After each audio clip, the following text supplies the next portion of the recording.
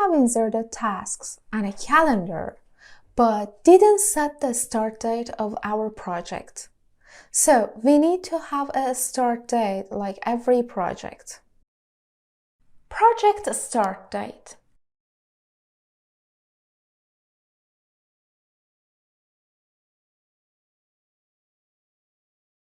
For setting up the project start date, I go to the Project tab and select Project Information.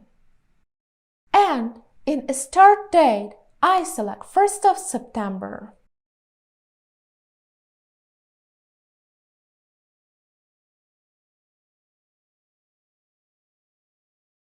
All start dates are the same because we didn't link the activities or set the relations.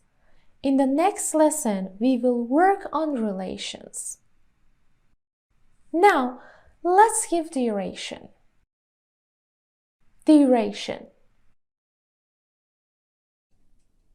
Duration is the total time that is needed to finish an activity.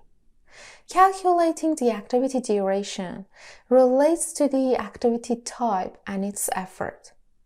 Let's go to the Microsoft project and give duration to our activities. Duration in Microsoft project.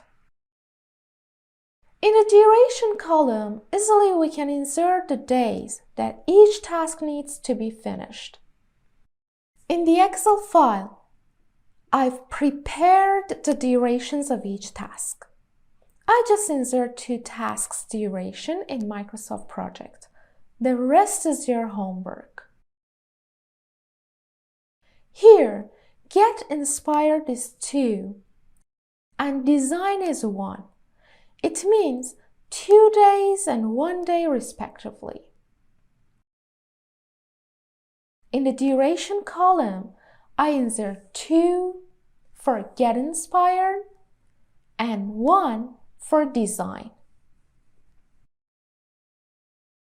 Get Inspired here means we search over the internet and local stores to get ideas and find the suitable design which matches to our needs.